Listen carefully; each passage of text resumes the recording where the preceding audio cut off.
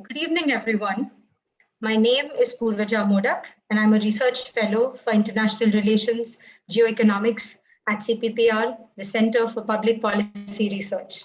I welcome you all to CPPR's webinar on the U.S. India Trade Relations to the next level. CPPR is an independent think tank, a public policy organization dedicated to in-depth research and scientific analysis with the objective of delivering actionable ideas that could transform society. We are based out of Kochi in the Indian state of Kerala. Our engagement in public policy that began in 2004 has initiated open dialogue, policy changes, and institutional transformation in the areas of urban reform, livelihood, education, health, governance, law, international relations, and security. We also have a training and development arm called CPPR Academy. This is the third of 4 webinars that CPPR is hosting as a part of a project on U.S. India relations, change, continuity, and transformation. These are co-hosted and are possible due to a grant from the United States Consulate General, Chennai, the Public Affairs section. The first one on the U.S. India Partnership on Climate Change was held on June 17, 2021, and was a great success. The second one was on the Indo Pacific strategy, reimagining the maritime outlook, United States and India as partners in the Indo Pacific. And that was held on August 26, 2021. The final webinar will be held in January 2022. It will be on science and technology cooperation between India and the US. These topics are the 4 pillars on which the US-India relationship rests, and thus it is an opportune time for us to discuss these and put forth a concrete and action-oriented agenda for the Biden administration.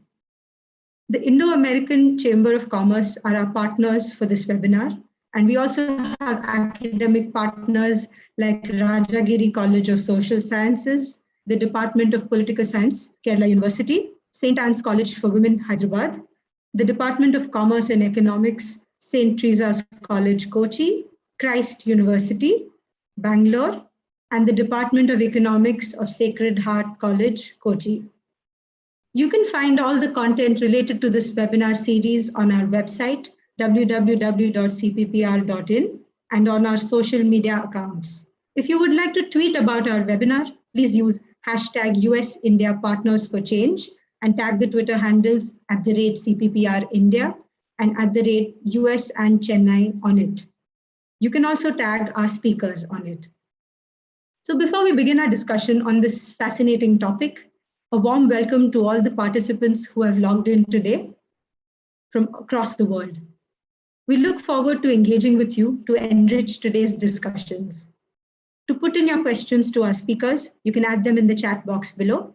And as the host and moderator for today's webinar, I will pose your questions to the speakers. With this, I'd like to extend a warm welcome to Mr. Manoj Desai. Mr. Desai is the Principal Commercial Officer at the United States Consulate General, Chennai. He is a career member of the US Foreign Service, having joined the US Department of Commerce in 2007. At the US Consulate General in Chennai, he supports the US commercial activities and interests via 3 offices in South India and 1 in Sri Lanka.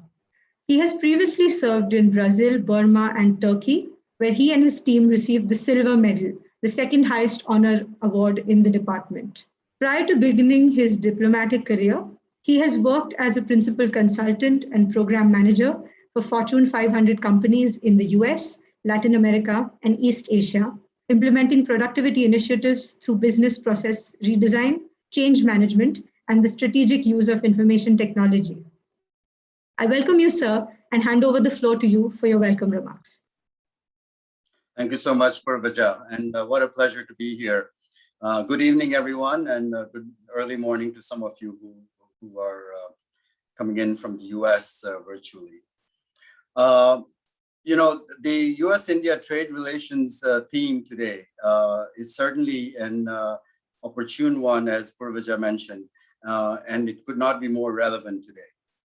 A few quick thank yous are due.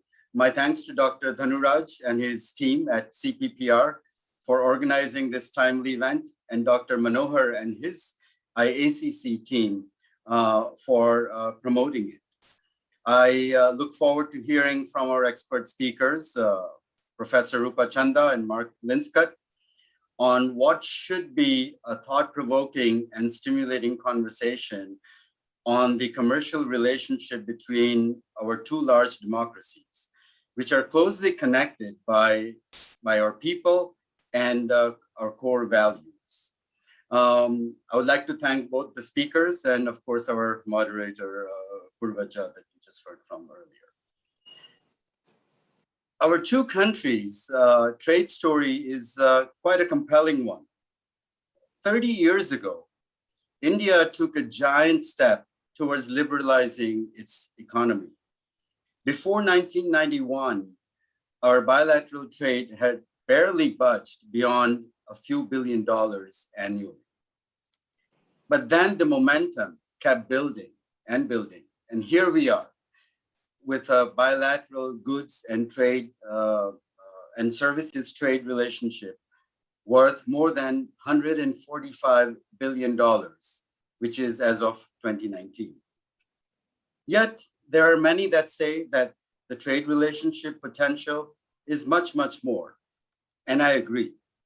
The private sector is the engine that will continue to drive this relationship forward.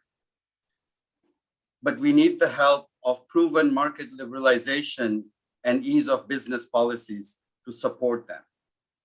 The United States is committed to grow the bilateral commercial relationship through ongoing government-to-government engagements, such as the U.S. India CEO Forum and the U.S. India Commercial Dialogue. The CEO Forum brings together U.S. and Indian business executives at the highest levels to jointly meet with cabinet-level officials of the U.S. and Indian governments and present recommendations on advancing U.S. and Indian commercial ties. On the other hand, the commercial dialogue facilitates government-to-government discussion on ease of doing business factors, including standards, business climate, investment, and travel and tourism. With both governments closely engaged on commercial issues, the private sector steadily recovering from the pandemic, and travel starting to open up, we are starting to gain the momentum in our bilateral trade growth trajectory after a dip that we all saw in the last year. There is more work to be done. However, the strong fundamentals of our relationship, spanning most major areas, continue to keep the potential for reaching the next level alive and well. I'm sure you're all eager, as I am, to hear from our panelists. So let's get started. Thank you. Over to you, Purvaja. Thank you, Mr. Desai, for your remarks and for in some ways setting the tone for today's discussion. So it is my distinct privilege to introduce our speakers for the day. We have two of the best minds in the field with us to discuss the U.S.-India trade relationship in its current form and how we can take it to the next level. Professor Rupa Chanda and Mark Linskind. Professor Rupa Chanda is currently the Director of Trade, Investment and Innovation at UNESCAP, Bangkok. She is on leave from the Indian Institute of Management, Bangalore, where she has been a professor of economics for over 25 years.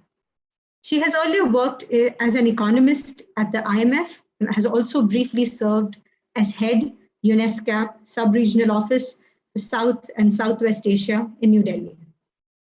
Professor Chanda has received her PhD in economics from Columbia University and her bachelor's from Harvard University.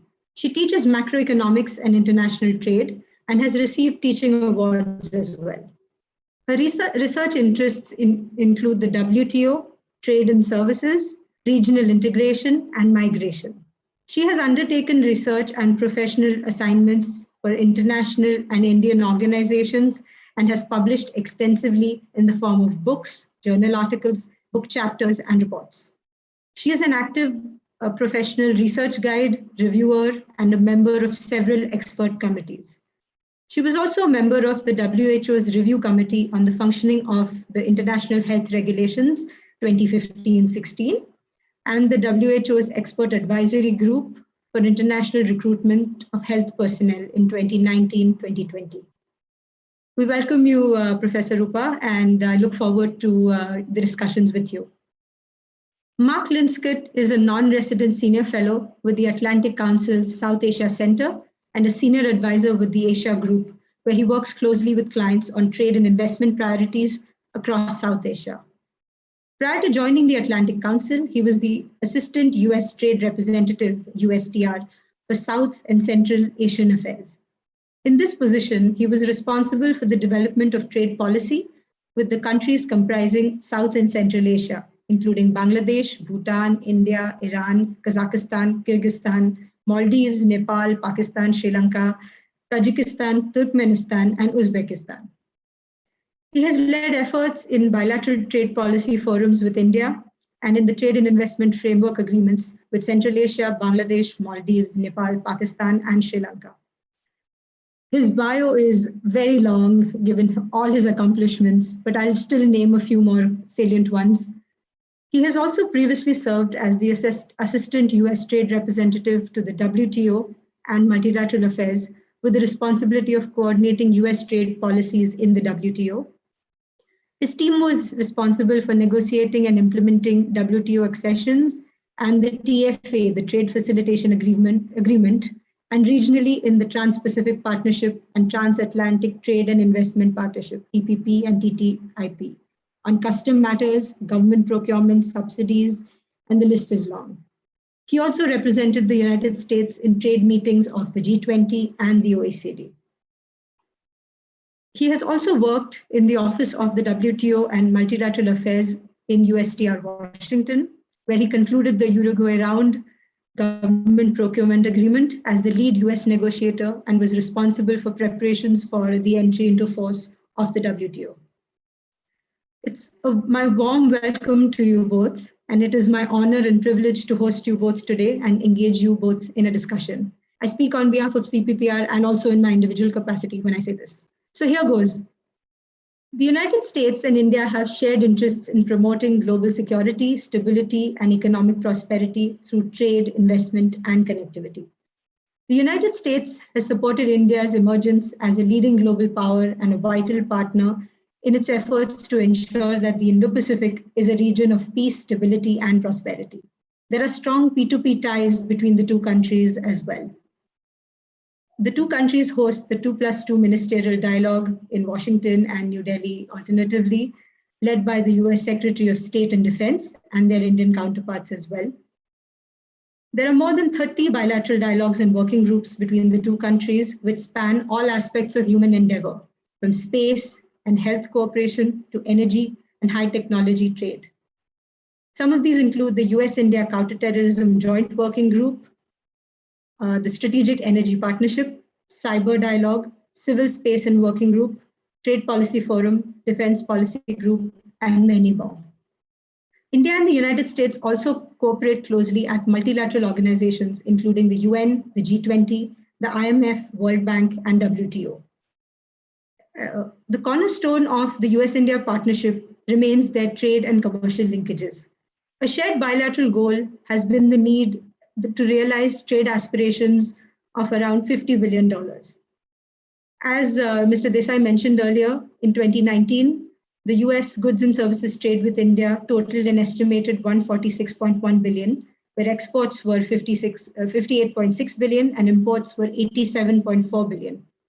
This shared bilateral goal was reiterated by the current US Trade Representative, Ambassador Catherine Tai, who met with the Indian Commerce Minister, Piyush Goyal, in a virtual meeting when they reaffirmed their commitment to expanding their bilateral trade relationship. Her upcoming visit to India later this month shows how committed the US is to this goal. The two sides will also resume the Trade Policy Forum, which will convene again after a gap of 4 years. Resuming this dialogue again is the first step to taking our trade relations to the next level. So without further ado, let me call upon Rupa and Mark to give their initial remarks and how the United States and India's trade relationship can be taken to the next level, after which we will get into specific discussions. So I'd like to call upon Professor Rupa Chanda to go first, followed by Mark. Over to you, Rupa. Thanks a lot, Purvaja, and thank you to the organizers for this opportunity to participate. Very good morning, evening, afternoon, depending on where you are. So, as already the previous speakers, Mr. Desai and then Purvaja have outlined, the two countries obviously have had a long and multifaceted relationship. As Purvaja mentioned, we have shared values, we have shared interests, and of course, the trade and investment part of these interests is a very important driver of bilateral relations.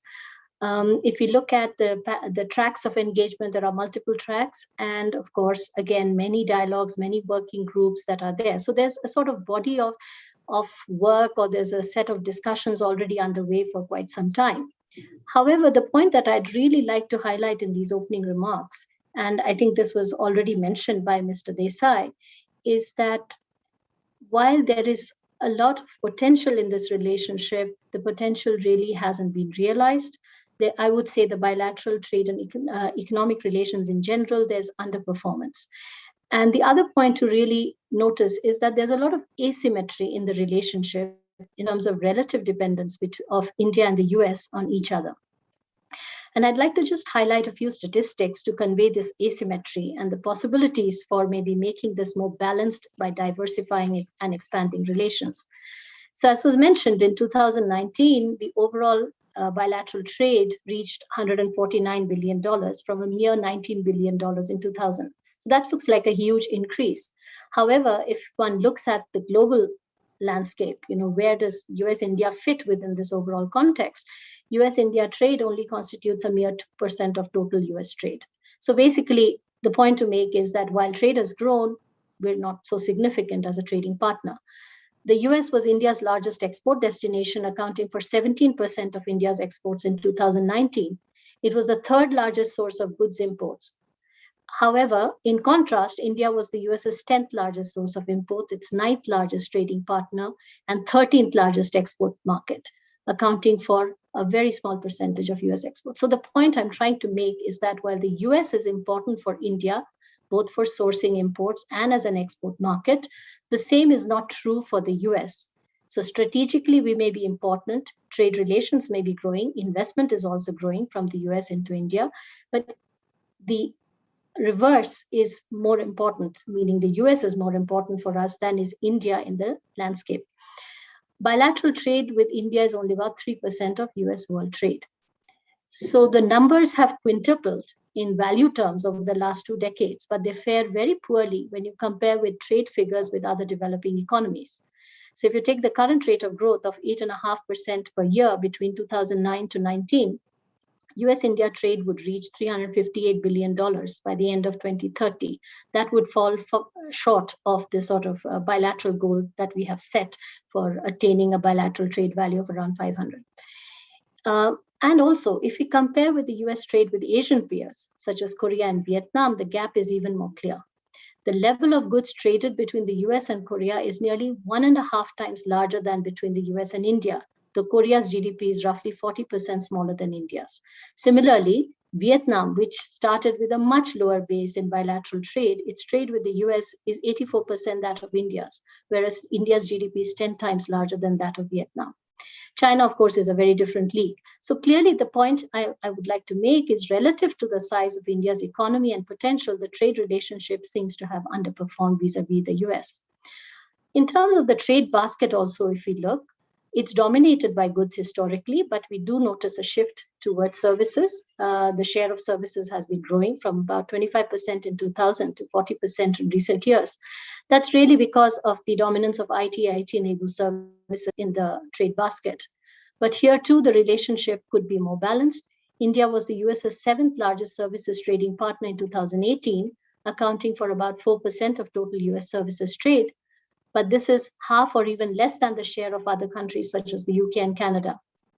The other countries capture a larger share of US service imports and also account for the US's main service export markets, compared to only 3% of US service exports going to India. So basically, there's a lot of unrealized potential given the size of India's economy, given its strengths in the service sector, and also the strengths of the US in the service sector in particular. And there are various reasons for this. I'll come to that. If you look at the trade balance, of course, we have a positive trade balance vis-a-vis the US in both goods as well as services. But this has been a bone of contention as well, because the point made by the US is that this is partly a reflection of India's failure to provide adequate market access for US goods. It's also true in the case of services. US has interest in certain service sectors, and it perceives India as being relatively restrictive in many of these areas. But of course, there are areas where the bilateral relationship has been very strong and where there's been strong growth. For example, US energy exports in recent years have shown strong growth. Higher education is another very important area. We can talk more about these later, the strengths in these areas. In 2020, just to give some statistics, Indian students enrolled at US colleges and universities contributed to over $8 billion to the US economy. The total number of Indian students in the US has doubled over the last decade. The strong people-to-people ties, which were mentioned, give rise to a very strong Indian-American diaspora, which could potentially be leveraged, which has already, in fact, played a very important role in strengthening bilateral investment and trade ties. If we look at labor mobility, India tops among the countries receiving skilled category visas like H-1B, and it's also a very important recipient of L-1 visas. So that shows the importance of skilled mobility between the two countries. On the investment side, the US has been one of the biggest investors in India. It made $46 billion worth of investments in 2019. There are over 2,000 US companies in India, including every major Fortune 500 company. On the Indian side too, there are a lot of important companies, over 200 in fact, in the US, which are creating lots of jobs there. Recent relaxation of FDI restrictions and sourcing rules in sensitive areas like single brand retailing do open up prospects for US companies like Apple. But again, if you compare with US investments in other emerging economies, and I'm not taking China, even if you take a country like Brazil, you could say that the potential has not been realized. And there are lots of concerns on the US side about regulatory transparency and predictability issues with India's investment regime. So basically, the figures reveal that the potential for growing trade, investment, and other ties between the countries is very strong. So the question is why the bilateral relationship has underperformed. Basically, in my view, this reflects a combination of factors.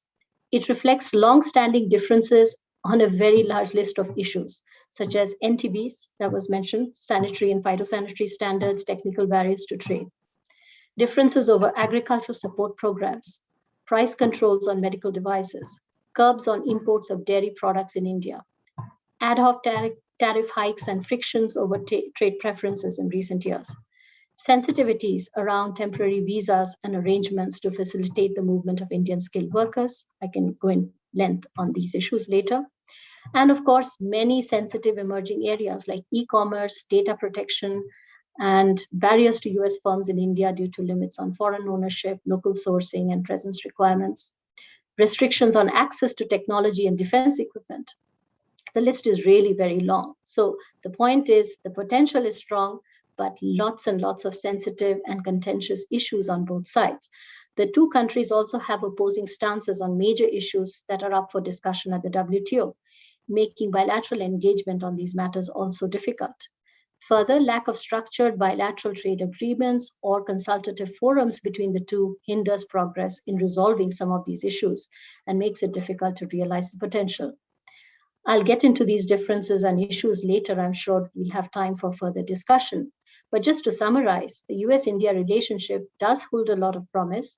Trends suggest opportunities in many sectors, such as defense, aerospace, energy, transport, e-commerce, digital economy, robotics, AI, electrical vehicles, and so on in the new age sectors, and opportunities in even traditional ones like infrastructure, textiles, gems, machinery parts.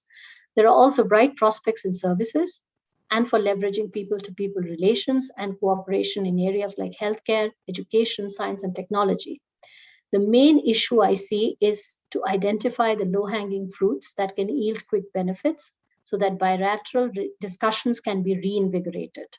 While in parallel, over a medium-term, long-term, the more significant areas of concern, which really cannot be resolved quickly, they have to be continuously discussed through dialogues and through structured mechanisms, bilaterally and in international forums. I'll stop here, and I'm sure we'll come back to many of these points. Thank you. Thank you, Rupa, for highlighting the areas of concern that are holding back the India-US trade relationship and the possible opportunities, areas of opportunity, areas of joint bilateral engagements that can be pursued further. So thank you for your optimistic and balanced inputs, and we'll definitely discuss some of these things later in the webinar. So before I get to that, Mark, coming to you for your interventions.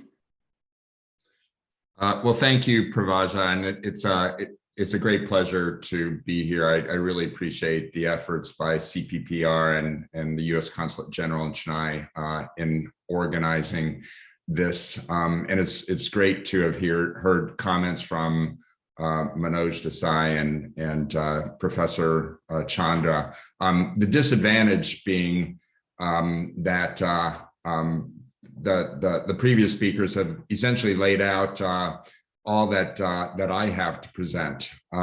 It's clear that the context here is that the trade relationship, the U.S.-India bilateral trade relationship, is underperforming and has underperformed for many years, despite growth, a positive trend line. It is still underperforming, and there are very compelling arguments for it to be a much bigger trade relationship, both in terms of engagement between the two countries, between the governments of the two countries, and in the value of goods and services trade between the two countries. One compelling argument is certainly the size of the economies, the US being the #1 economy in the world by GDP, India being #6 and rising on that scale. At some point in time, India will be the 3rd largest economy in the world, and the moment is certainly arriving when the two sides need to work together more on trade and to increase their trade and investment levels. A second compelling argument relates to the importance of the strategic relationship. And this is happening across so many different fronts. We've had the 2+2 in place for some time. There's a shared interest in building up the Indo Pacific alliance. There's been increased activity and attention to the Quad, along with Japan and Australia. What is lacking is a strong trade relationship to complement those strategic engagements. That said, as Professor Chandra set forth, there are important factors arguing in the other direction towards continuing modest aspirations on the trade front. There's first a history of low ambition in bilateral engagement on trade. Yes, there's been a trade policy forum, the central venue for dealing with difficult bilateral trade issues. The TPF has been in place since 2004 or 2005, but it's always had a limited agenda, and it has had limited accomplishments, frankly. Secondly, there is a history of problems between the two countries, and this is particularly true on the multilateral front. Much of my experience at USTR was with respect to the WTO.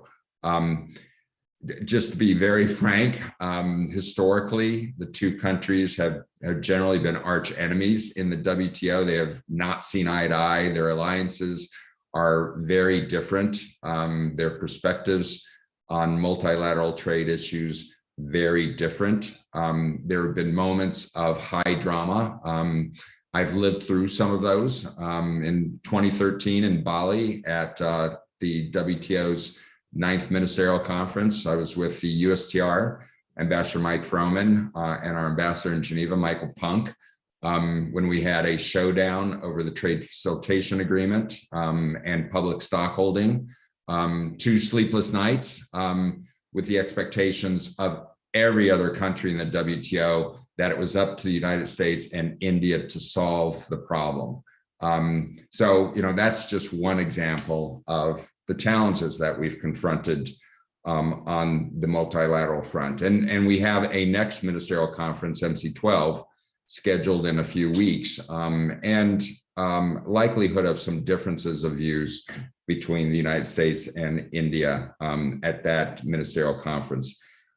Thirdly, at least from a US perspective, there's been a bit of a whack-a-mole perspective on trade with India, that there have been an array of challenges to entering or sustaining trade in the Indian market as a consequence of trade restrictions, and lots of associated frustrations with the inability to resolve many of those issues as the list has grown larger, from import bans to import licensing, which still does exist, and bureaucratic challenges associated with that, tariffs, technical barriers to trade and other non-tariff barriers, restrictions on foreign domestic investment.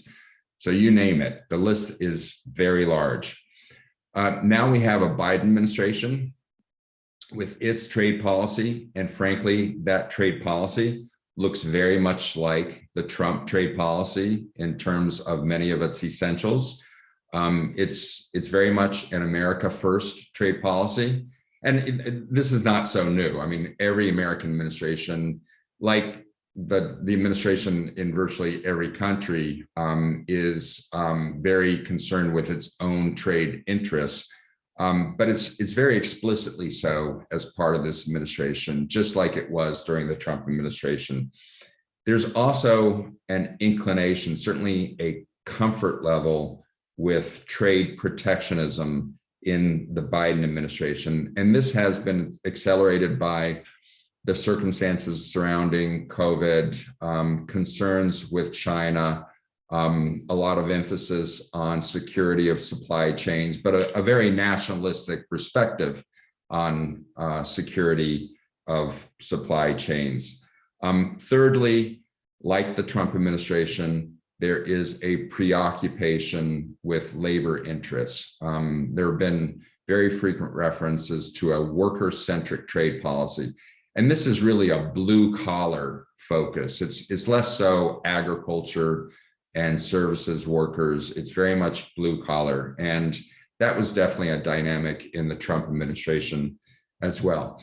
Finally, what is unique to the Biden administration in terms of trade is a very explicit policy against doing new free trade agreements for the moment. President Biden himself has been very clear that the focus is on domestic recovery, responding to COVID. It's not on doing new free trade agreements. I would also say that it's very Europe focused to the extent there have been accomplishments so far. Those have been with European allies.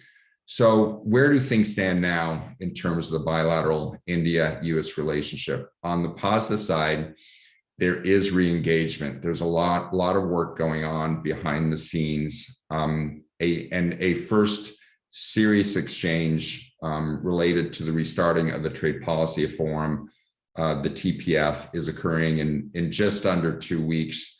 It will be the first TPF meeting since its abandonment during the Trump administration. In fact, Purvaza referred to this.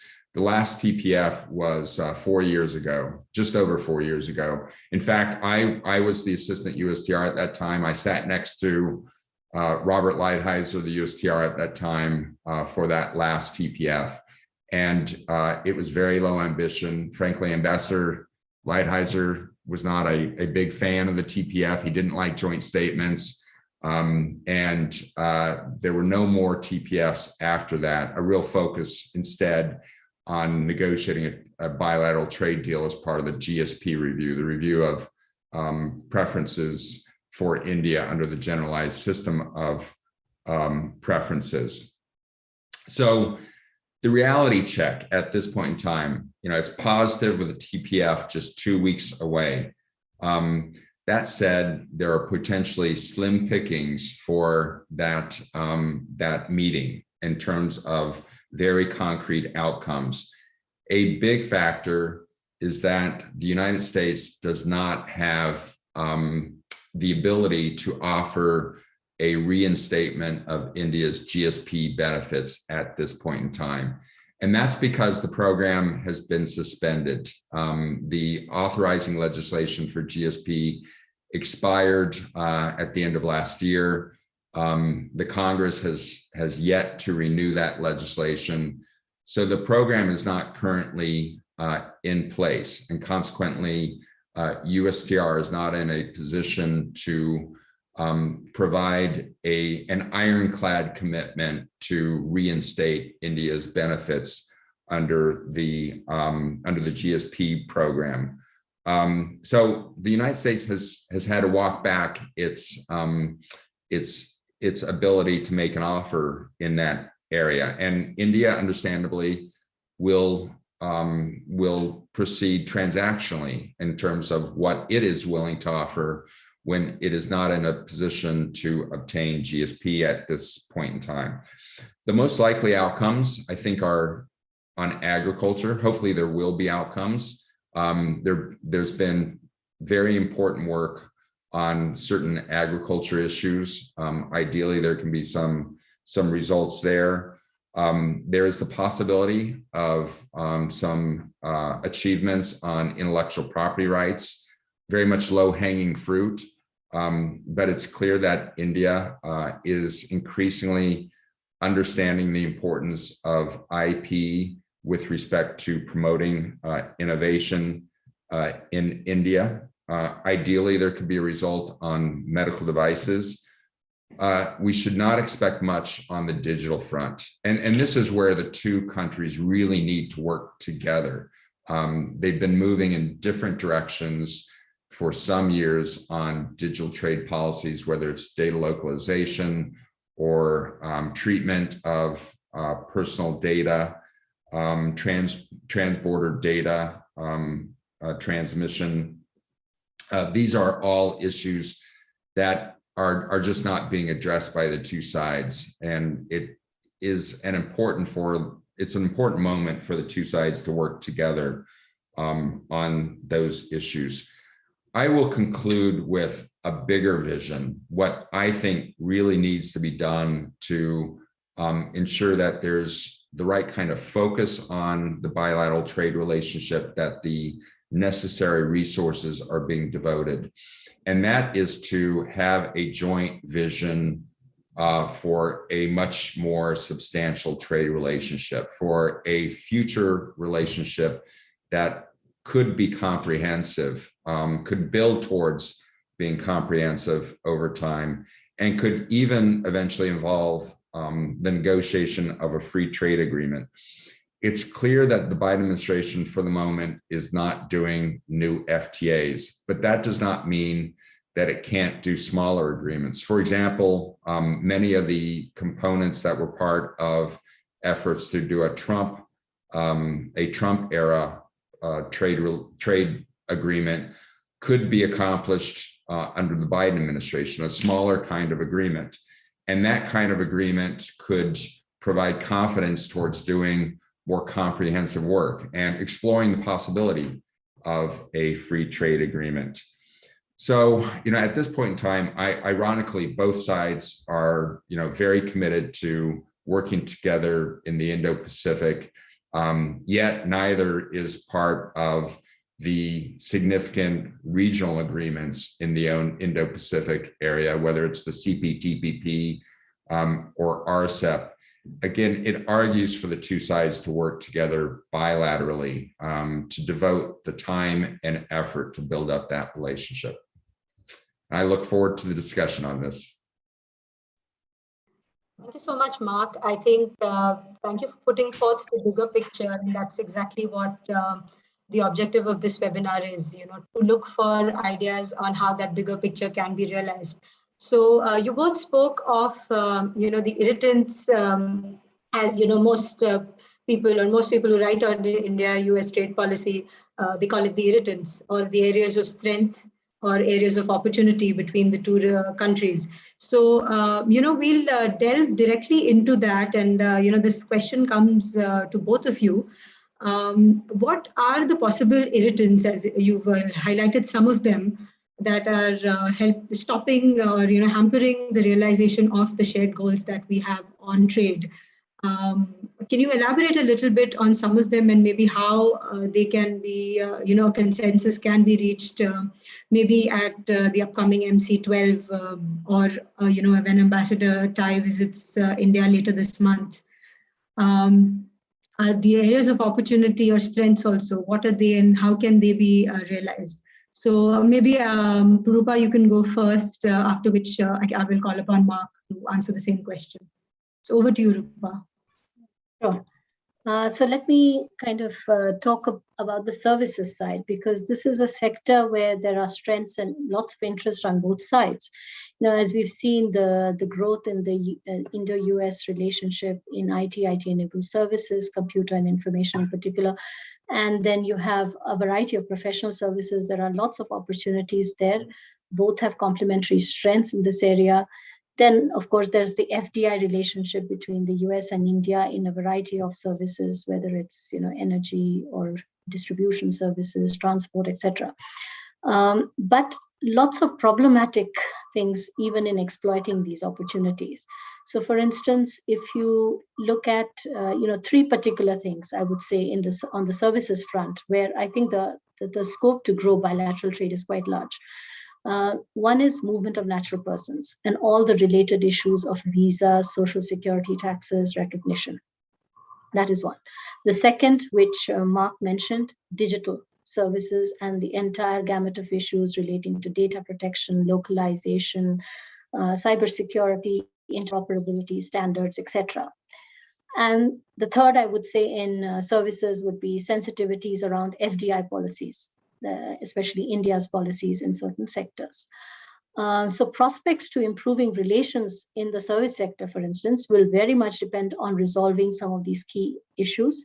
I would say visas, data protection and localization, and of course, FDI-related policy changes and transparency, predictability, etc. Now, this is where the problem lies, because all of these, especially the data part, is a very tricky one. I think, between India and the US, there's a huge difference, even between India and many other countries. It's not just the US. India is kind of sitting in an isolationist spot with a few other countries. It's not part of the plurilaterals on these issues, and it has not joined in the joint statement initiatives and the WTO. That makes it doubly hard for it to achieve any kind of resolution to these issues bilaterally, because after all, you have to be aligned with your multilateral position. You can't be talking one thing bilaterally and doing something else multilaterally. So if you look at the recent sort of sparring between India and the US on the visa front, right? The visa fee hikes starting actually with the Obama administration, and then they continued, and then the ban on issuance of H-1B visas under the Trump administration, and the kind of adverse impact that the Indian government talked about on Indian IT companies. This is a major bone of contention between the two. Even for US companies, actually, this is an issue because they rely on the hiring of Indian talent to fill a lot of the positions there. But this came to the point that India dragged the US to the WTO's dispute settlement body over the US fee hikes for L1 and H1B visa categories. And even though explicitly the fee hikes weren't targeting India, but the way they were framed and the conditions that were applied would make them much more applicable to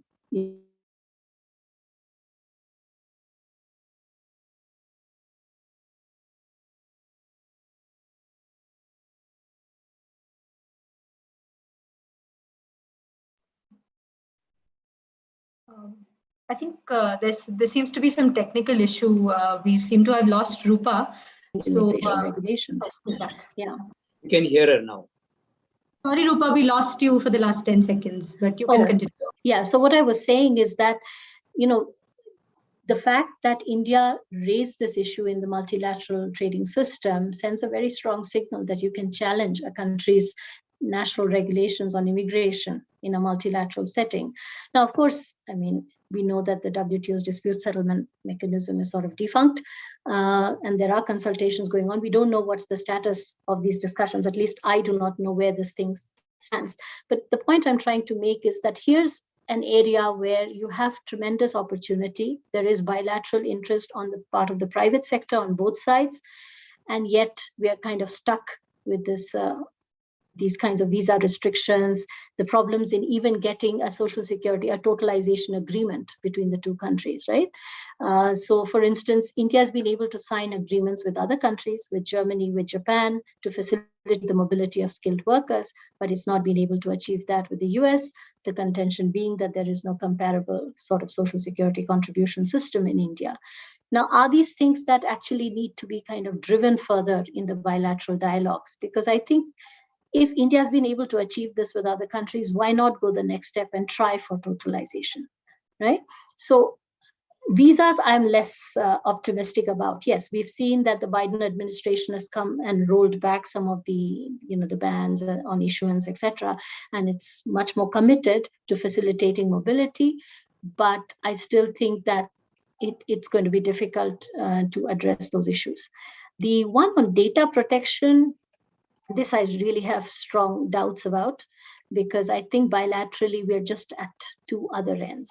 Though I think the problem here is that India is not sitting at the multilateral table to discuss these issues, or the plurilateral, I should say, because not everybody's joined.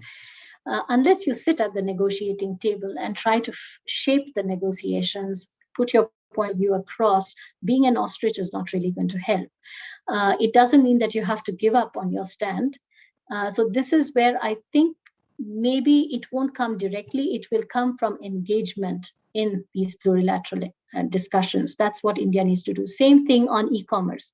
Completely different points of view. Like, the US and many other countries would like a permanent moratorium on cross-border e-commerce, whereas if you look at India and several other developing countries, basically we want to impose digital taxes, and we're just basically arguing for a constant sort of shifting of this moratorium, and we'll keep on negotiating, renegotiating. Now, these are two very different stands between India and the US. Now, is there going to be a resolution on this? Again, I really don't think so, given that India is taking a very different approach on the digital economy, that its industry is nascent. It needs to give them a sort of level playing field. If it doesn't do so, then it's basically handing over data to foreign companies, and data being the new oil, it's kind of losing fiscal revenues.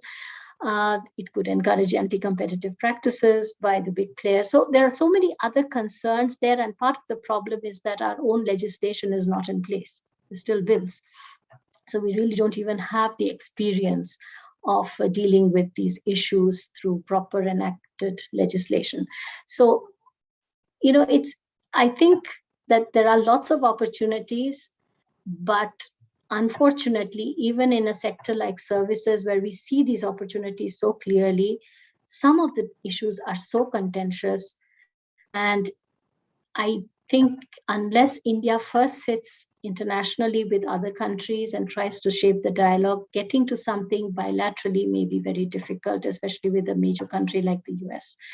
On recognition and qualifications and things like that, all the whole domestic regulation part of services also, I do not see much scope for progress. So here I'm a little pessimistic on issues. I think the way forward in some of these areas, like digital economy especially, is to have the private sector bodies really push hard, because it is finally in their interests, and to realize that, it is ultimately in India's interest, for its startups, for its innovators, that you need to be a bit more open to these discussions, that maybe you need to not have such blanket sort of localization requirements. Maybe you need to understand what's the scope of these restrictions, which kind of data needs to be localized.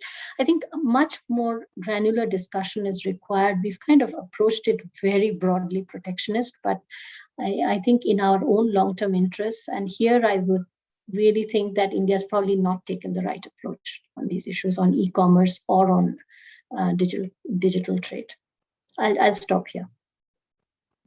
Thank you, Rupa. I think for everybody who knows Rupa, she is one of the leading scholars in India on services trade. So I'm very happy that you touched upon what can be done to further services trade between the two countries, given how important services are to India as an economy. So let's come to you, Mark. I'd request you to keep your intervention short so that we can bring in a few more areas of discussion as well. So, Mark, please go ahead. Sure, and I'll time myself at 2 minutes. First, I'm glad that Rupa led with services. I mean, that's an area with potential for some achievements. I mean, some of those issues she laid out are difficult, like H-1B visas, totalization.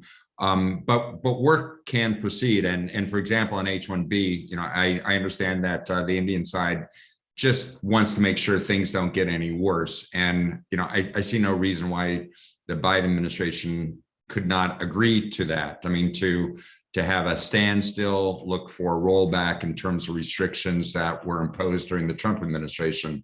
Totalization is a bit more complicated. There's longstanding U.S. legislation. It does require an economy-wide system in India, perhaps legislation that is pending, I think in the Lok Sabha, would be a path towards being able to have more concrete discussions on totalization. But at the very least, the US side should be ready to talk about those issues. Digital, I couldn't agree more. The two sides need to talk more about this. I do think India has isolated itself. I think that's short-sighted. Even across the table, when I was at the table, I highlighted to my Indian counterparts, listen, I understand you don't want to do WTO. You're not going to be part of the plurilateral e-commerce negotiations, but let's talk about things bilaterally. Let's share notes. Let's have a better understanding. And I got no traction, and it's been very hard to get traction. There's just been an unwillingness to talk about those issues. And I think that's unfortunate and really does need to change. And then finally, there are a series of goods issues. Agriculture, hopefully there will be some outcomes on agriculture, medical devices, cherries and hay for pomegranates and grapes. There's a transactional nature to this. Probably not on dairy, although I do think eventually there's a compromise on dairy. Some progress on those issues would be important.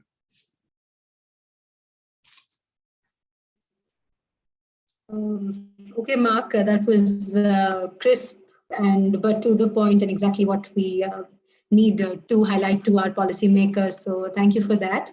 I'll come to you, Mark, again for my next question. You were talking about the U.S. India FTA that has been going on. The discussions have been going on for many years without much progress. It's revisited every time, and you were a part of the negotiating team the last time over. So maybe you could elaborate a little bit on that. Why is it stuck for such a long time? And there again, are there specific issues that are holding it back? I know that a mini deal has also been under negotiation for a while now, and I'm not optimistic that it will come through when Ambassador Tai visits New Delhi later this month. But would we see some progress on the mini deal at least? So what is your take on that?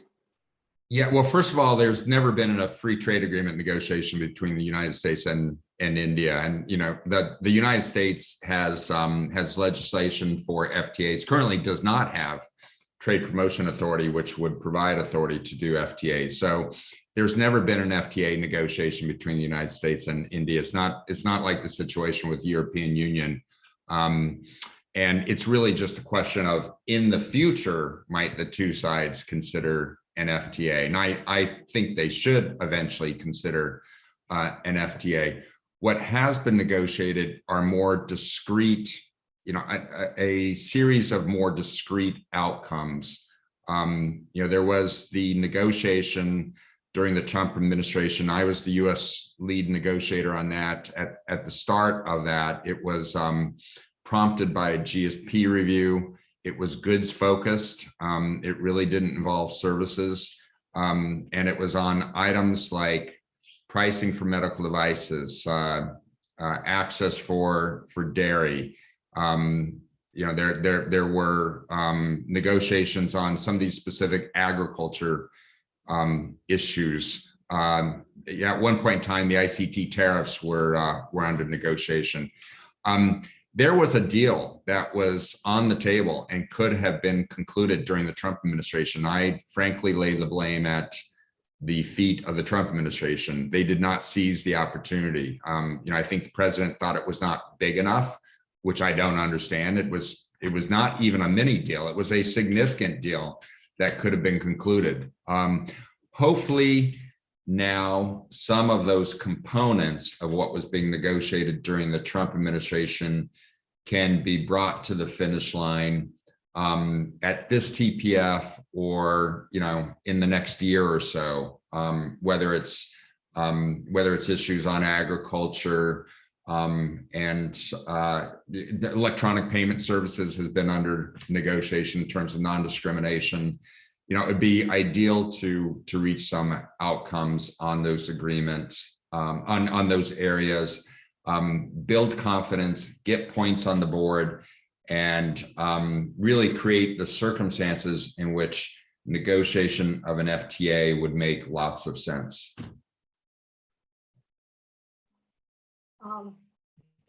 Thank you for that, Mark.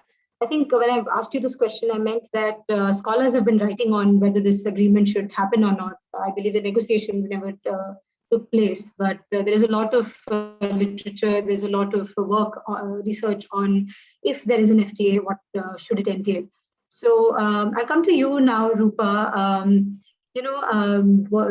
The entire world for the last couple of years has seen the trade war between the US and China, which is now sort of mellowed down to friction rather than a full-fledged trade war. This friction can be looked at as a challenge and an opportunity for India, especially now with the post-pandemic focus on the China Plus One strategy, which for those who don't know about it is the move to expanding and diversifying global supply chains, chain networks with additional manufacturing sites outside of China in an attempt to reduce global dependence on China and a hope to build more resilient supply chains. So, Rupa, does India have the ability to capitalize on this new coin strategy as such of China Plus One? And if yes, how can that happen? What should be done? Well, if you look at the sort of predictions that were made after the trade war started between US and China, and then also more recently after the COVID-19 pandemic raised attention on the need to diversify your supply chains, de-risk, build more resilience, etc. India was touted as one of the countries that would benefit, right? So basically the point was that there would be some trade diversion to India because of the higher tariffs Chinese products would be facing in the US market, and also there'd be some relocation of production. And there are some studies which show some estimates like from UNCTAD or Deutsche Bank and so on, which put India among the top 3-4 countries. But has that really happened? I think the problem with those kinds of studies or those projections that were made is that they rest on certain assumptions. And one of the things we've seen is that really the gains have been marginal since the trade frictions happened, or trade war, whatever you want to call it, happened. So because a large part of the US companies or third country companies did not really relocate from China, partly because the scale and capacity of many other countries is not there. Secondly, we also saw that compared to India, actually countries like Vietnam, Malaysia, they actually gained more. There are also some facts and figures to attest to that.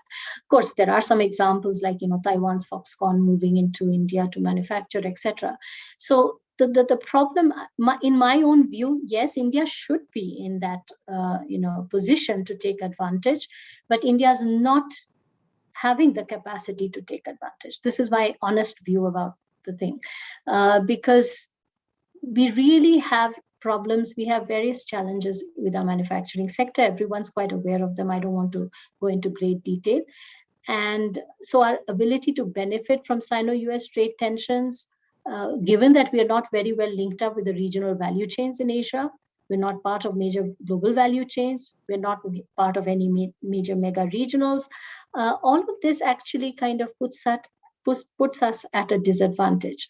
Also, I would add that, the fact that we ourselves have gone more protectionist. I mean, the idea is in today's value chains, you need to have lower tariffs on inputs as well, right? So trying to become self-sufficient and so on, you kind of hurt yourself. You can't integrate into the value chains. You need to have intra-industry trade, import to export. So in a way, our own unilateral sort of trade policies go against this whole idea of taking advantage. Companies will come to you if you are able to access lower cost imports. Companies will come to you if you have good ease of doing business, you have good regulations, you have easy land acquisition policies, labor efficiency, etc. All of the things on which we have problems, logistics, transport, ports, etc. So it's really, the onus is really on us. If we want to be able to deliver and we want to step into China's shoes and take advantage of this China plus one strategy, we have to be far more competitive. And I don't think we are ready yet to do that. Thank you, Rupa. Before I come to Mark, I'd just like to tell all our participants that we'll be moving to the questions that you are posing to us shortly. So if you have any questions, please put them in the chat box. We have some, but we would be, this is a good opportunity to, we have our speakers engaged. So if you have any questions, you can please ask them in the chat box right now. Coming to you, Mark, I think, similar to what I asked Rupa, you're looking at it from the other side, that, the US-China trade friction the war has turned down to a friction. So is there any way in which, countries like India, like Vietnam, as Rupa mentioned, how can they capitalize on this as well?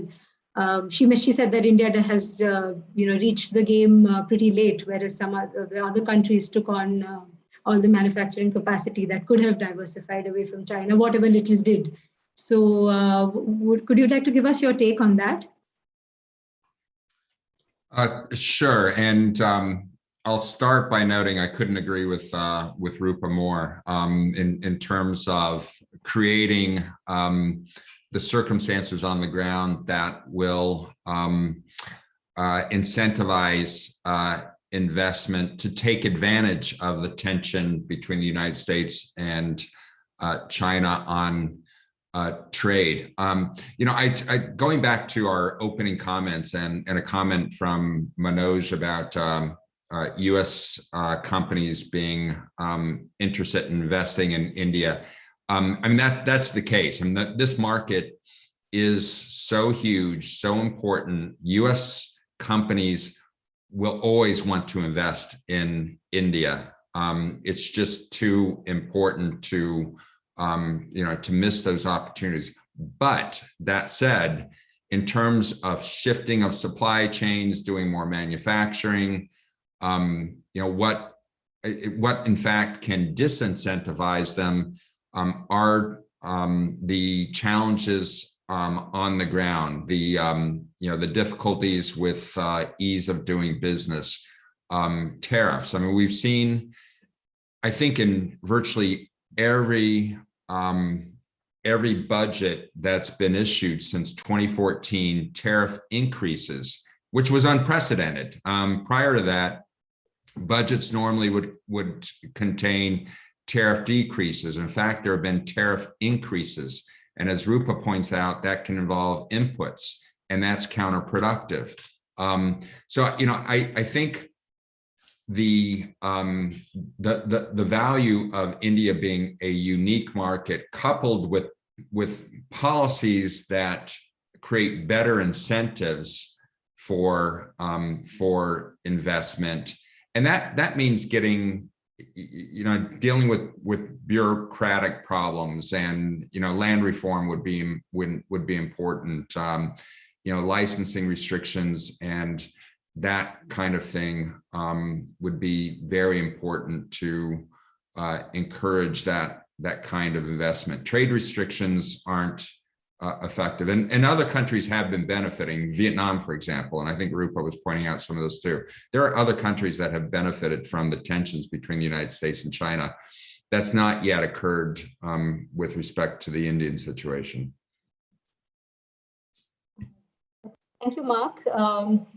I think I'll come back to you, Rupa, and we're of course not letting you go without answering some more questions on services trade.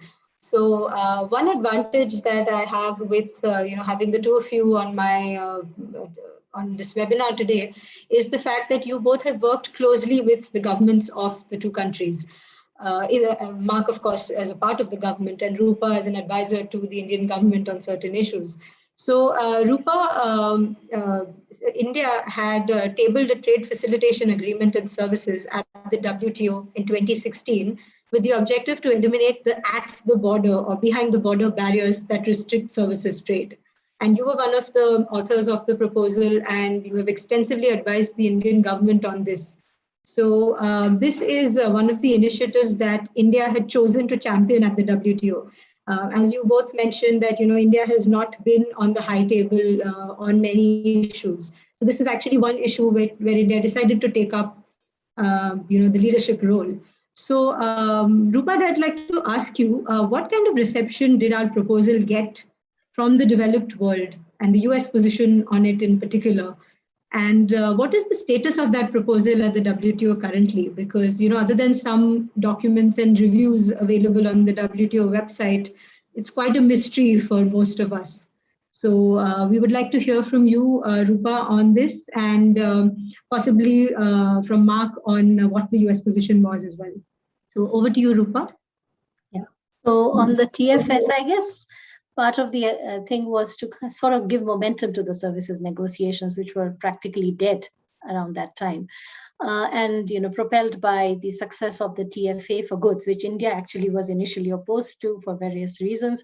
But, the idea was sort of translated to the TFS that doesn't matter if countries have taken commitments or not, whatever commitments are there, we are not going to push for more liberalization. We'll try to make those commitments more meaningful by working on principles of the regulations that apply to services trade across all modes. There was this conscious effort to try and not make it mode 4 specific, because India was known as the strong proponent of mode 4. But I think where it ran into problems, and we had discussed this, it's not that I wasn't aware that this would perhaps fall flat, is there were concerns on both sides, from developed and developing countries.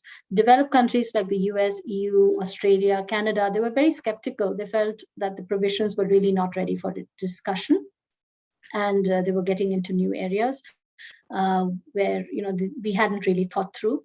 On the part of developing countries, I think it was seen as not being part of the mandate because there was no mandate per se to discuss. All of the discussions on services were to be under the Working Party on Domestic Regulation. So it was really under that umbrella, and this is what actually the developed countries also mentioned, that it's the DR discussions that should carry forward anything related to trade facilitation elements. But I think the other really problematic thing, and India should have thought that through, is that when you're proposing facilitation in areas like Mode 1 and Mode 3, well, automatically you're getting into investment facilitation, which is in services under Mode 3. You're getting into cross-border e-commerce under Mode 1. And you take one position under DFS, and you have a different position separately in your plurilaterals, where you say, I'm not going to discuss cross-border e-commerce, and I'm not going to be part of the discussions on investment facilitation, which is goods and services. But so basically we were kind of undermining our own position through the TFS, and I think India realized that also eventually. The other was also a concern by the developing countries, that getting into these new things on which there was no clear mandate, the definitions weren't clear, etc., will be taking away attention from the more core issues like agriculture, public stock holdings, and after all, this was a development agenda. Why were we looking at new issues? Administrative capacity was also another concern. So overall, I think it kind of didn't get the traction from either the developed country side or the developing country side. Interestingly, investment facilitation got off the ground. So today, both e-commerce discussions and investment facilitation are very much there. And many of the principles, in my view, the principles part of it is what one needed to push, but it was difficult to separate out just the governing principles of trade and services from the actually substantive issues that one would naturally get into on investment and cross-border e-commerce. So I'll just leave it there. I think we should have probably thought it through much more before tabling that proposal. Thank you, Rupa. Mark, would you like to come in here very quickly on the US? Yeah, it's a very interesting question, and frankly, I have not looked at that proposal in years now. I was the assistant USTR for WTO and multilateral when it was tabled, and it was an interesting dynamic. Certainly, as I consulted with our services experts at USTR, who are a very cynical bunch of people, and I can say that I spent most of my career at USTR. The perspective was, oh, this is all about mode 4. This is, this is dressing up a proposal, but it's got an ulterior motive. So we've got to be very suspicious about it.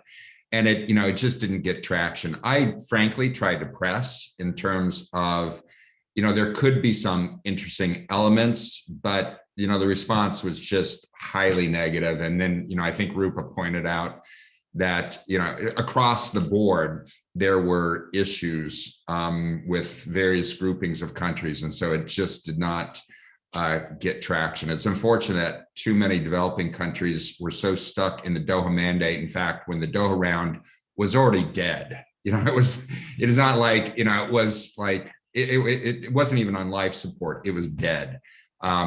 So, I think it just was bad timing. And, frankly, I think, one perspective I would offer to Indian counterparts is update, be a bit more creative in terms of how to approach the WTO. And I think this knee-jerk opposition to plurilaterals is really unfortunate. I think India could, in fact, do some interesting things and even team with the United States and some other countries if it would be more open to plurilateral approaches. And this might be an example of starting a plurilateral initiative, get a group of countries around the table and say, hey, how can we make this interesting to a broader group of countries? Let's start working on it. The issues are important. If everything has to be multilateral in the WTO, nothing is going to get accomplished. We'll see what happens with fishery subsidies and TRIPS waiver and that kind of thing at MC12. But I really would suggest to the Indian side, if you want to revisit these proposals, think about how to do it plurilaterally. Thank you, Mark. I think I have so many more questions for you, but due to the paucity of time, before we go to the audience questions very quickly, I'd request you both to sum up your inputs for today in 3 points. What would an US-India trade agenda for the Biden administration and for Prime Minister Modi to consider? What would that look like? Very quickly in 3 points. Rupa, maybe you can go first. Okay, so maybe I'll just talk about 3 elements that should make up the strategy. First, address the immediate irritants, some of which I think are not difficult to resolve. We've talked about them as low-hanging fruits. Try to address them, duties, tariff hikes, those kinds of things. Second, create institutional mechanisms or structures for continuous dialogue to address the more difficult issues, because you should not be having, these periodic lulls completely, because business is evolving. Many of the issues in the digital economy, for instance, are evolving. So you need to have a continuous mechanism for dialogue, and that needs to be much more structured. Third, take the bilateral relationship to the next level by looking at emerging sectors and opportunities, and look at synergies across some of these different things, rather than each as an individual sector or an issue, because increasingly things are getting much more bundled. So this would be my suggestion. Thanks. Thank you, Rupa. Coming to you, Mark. Yeah, I think those are all great suggestions. One, put some points on the board, solve some problems, solve some irritants. That builds confidence to do bigger things down the road. On the institutional side, we at the Atlantic Council did a recent report over the summer, and it included myself and Ritika Batra, who used to be with FICCI in Washington, and some others. And several of us made the suggestion that institutionally, it might be useful for India to have a more dedicated cadre of trade professionals who aren't, moving in and out all the time. USTR was created as an institution to represent the United States on trade. It was done in 1962, and you have people who know trade, who've been doing trade a long time. It's harder to have counterparts on the Indian side. So institutionally, I think that is something that would, I think, generate more engagement and more accomplishments over time. And then the bigger vision thing, the two sides have to, at the very top level, say, we want a trade relationship that reflects our strategic partnership, and we're going to devote the attention and the resources to that. Thank you, Mark. Definitely, I think 3 points that you both have converged on are, will give direction to our negotiators on both sides to take this forward. Coming to the first question from Paul, he asks that do the two speakers have suggestions for any immediate policy interventions that the government of India can do to bring about and create a more favorable investment climate or investment opportunities for American businesses to thrive in India? It seems to be bouncing back after the disruptions caused by the pandemic, but how can that be furthered?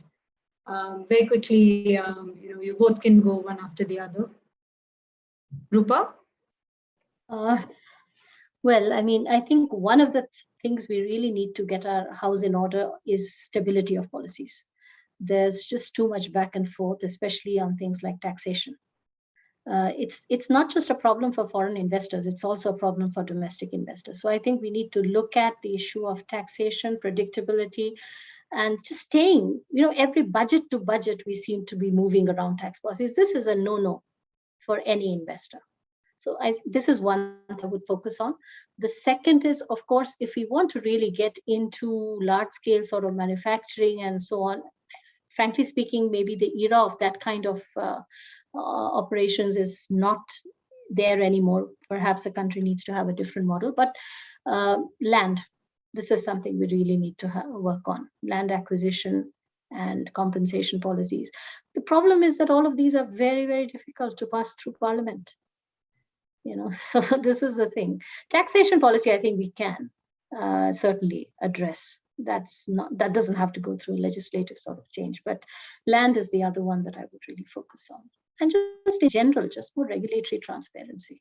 I think it's difficult for businesses to navigate India, not just foreign businesses. Okay, thank you, Rupa. Mark, would you like to come in? Yeah, well, I agree on stability of policy. That's so important. One thing that could be done immediately is lower some tariffs.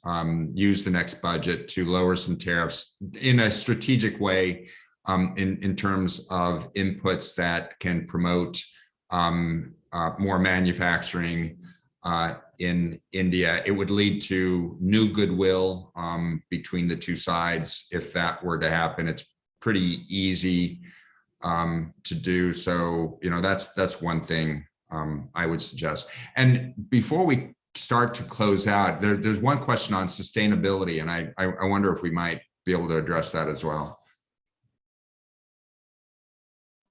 Yes, Mark, actually, I was coming to that next, so I think I'll ask that now.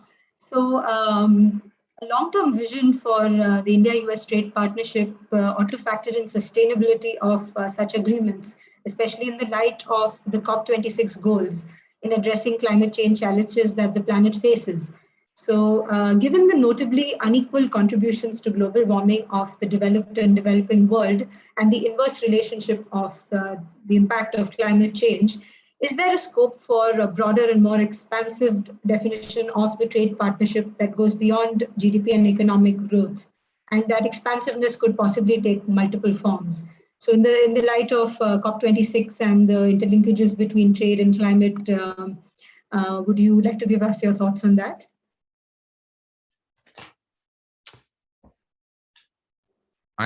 Rupa, I'm happy to lead if that. Yeah, it's sure. Please do. I'll answer next. Yeah, this is an issue I have a lot of interest in. In fact, I recently did an op-ed piece in the Hindu with my colleague Irfan Nuruddin on trade and climate and the bilateral relationship. And I was the assistant USTR for environment and natural resources for a number of years, in which my job was with my team was to use our trade negotiations to actually do something that was, environmentally sound, that reflected sustainability interests.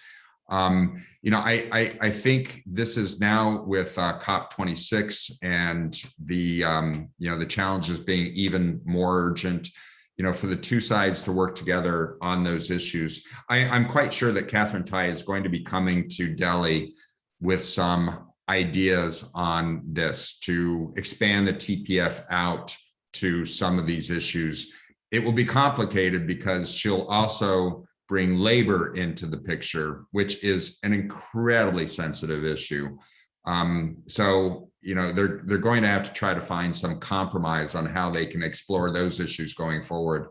But certainly on the trade and environment front and the climate change angle, I think agreement to begin to work on those issues, particularly to avoid future misunderstandings. There's been a lot of talk of border adjustments, carbon border adjustment mechanisms. The U.S. Congress has talked about this, I think, frankly, irresponsibly. For the two sides to start talking about, what might be circumstances of border adjustments and how to minimize impacts between the two, I think is really important. Coming to you, Rupa, very quickly. Yes. Just a few minutes left. Sure. Yeah, I think there's a lot of potential to explore in climate smart trade in environmental goods and technologies. I think this is one area I would consider, the renewables trade, and given the focus on energy exports from the US to India, I think this could also help the trade balance side and would be in mutual interest. And the third I would actually say is in terms of the private sector, sustainable business practices and models and experience sharing, that would be very important. And especially when you integrate in value chain, some of these standards and practices percolate down to those who are suppliers in the value chain. So that sort of partnership model could also address sustainability concerns. Thank you so much, Rupa and Mark, for engaging us in a discussion and giving us so many insights over the last hour and a half.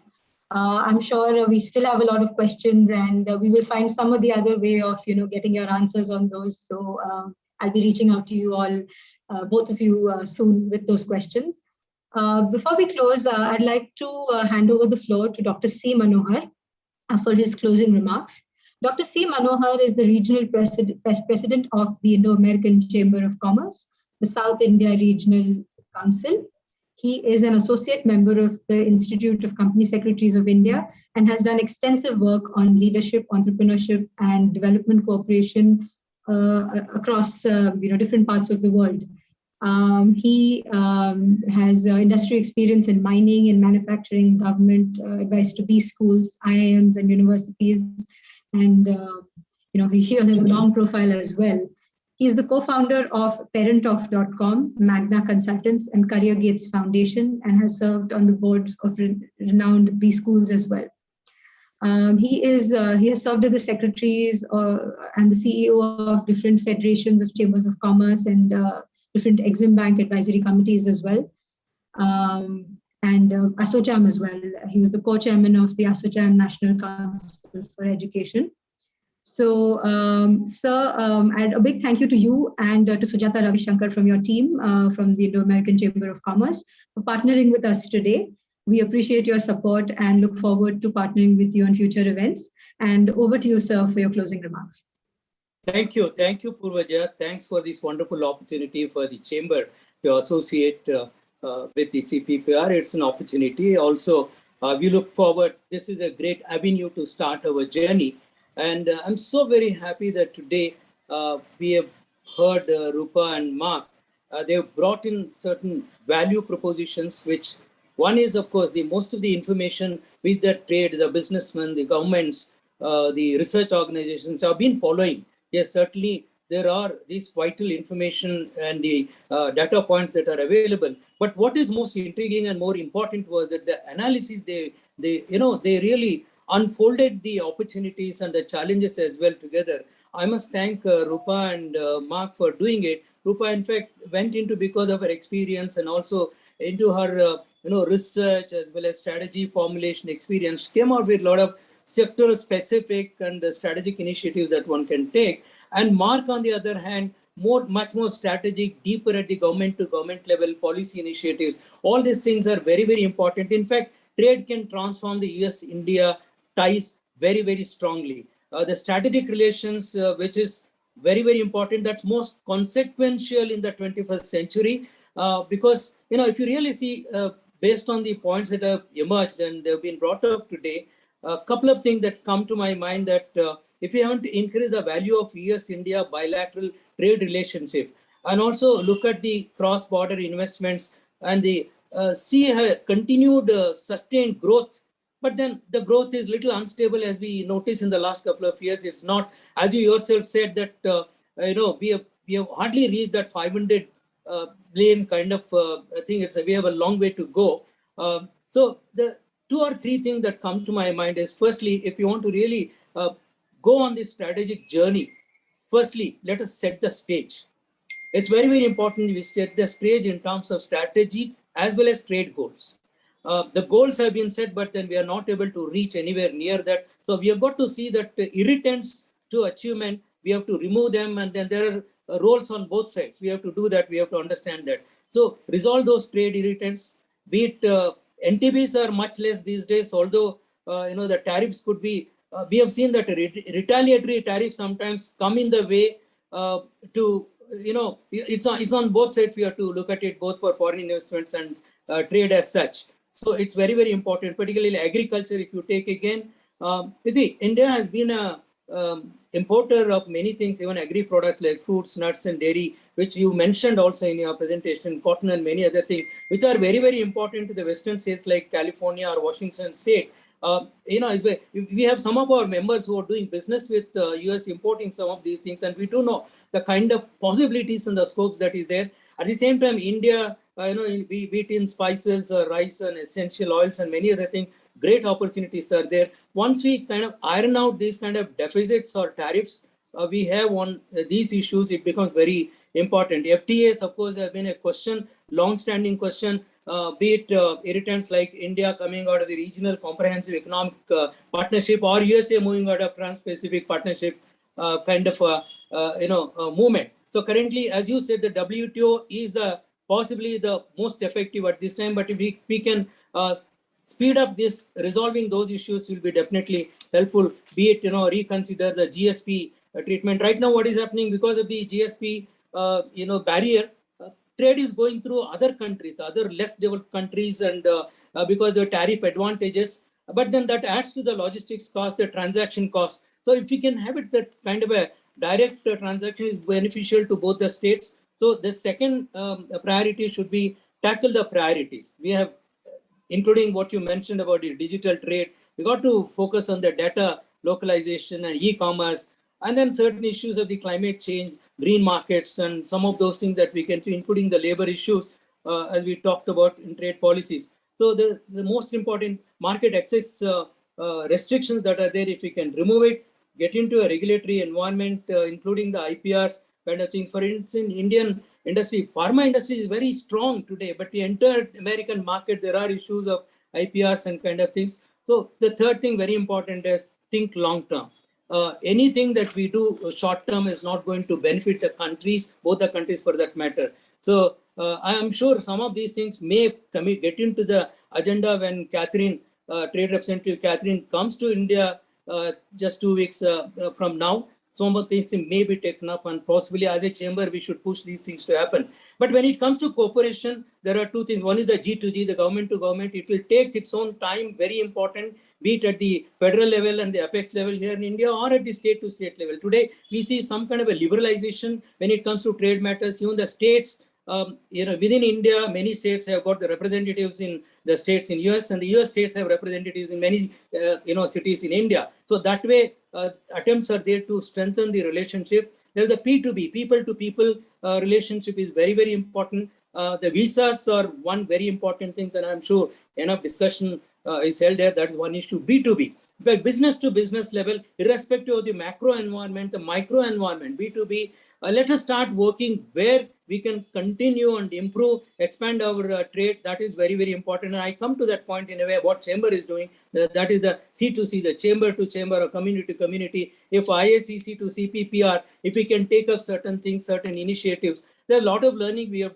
got from the pandemic situation. As you said, the supply chain security is very, very important, but we have really not gained much because of the although there was a clarion call in the beginning that the production capacities or the plants in China will move out kind of thing, but it's really not happened in a very significant way. But India was looked at as one of the most beneficiaries. I would say it didn't happen so much so far. But then what is that we can do? And in these things, our chamber is also discussing on these issues. We need to take certain call. So what we have taken chamber this year as a national initiative, the theme for this year is the three is environment, ecology, and energy. So in this, you've got the ecosystem to look into the ecology, including green technologies. The energy is very, very important for us, alternate energy and kind of things. That is another thing that we need to do.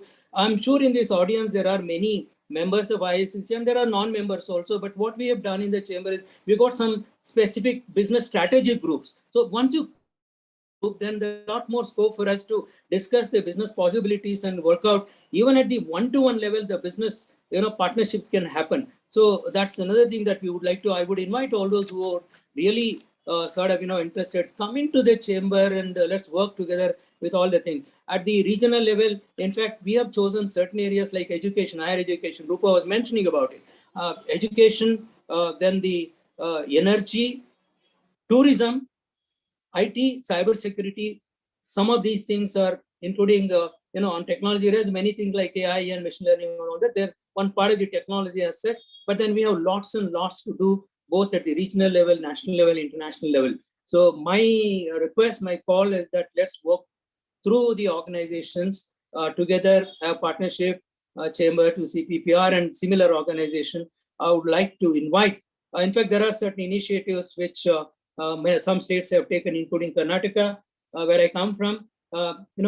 India-US Technology Conclave is proposed this year. And that is one area where we look forward to technology. Of course, when US technologies or the companies come in, they don't just look at one state, they go to many states and then explore. This conclave is a good opportunity for the US businessmen to come. And the India Innovative Alliance is being formed. That's again, it opens up opportunity for all of us to work. Startup is another strong thing that we see. Bangalore, Pune, Chennai, Hyderabad, and all, a lot of things that are happening, Noida.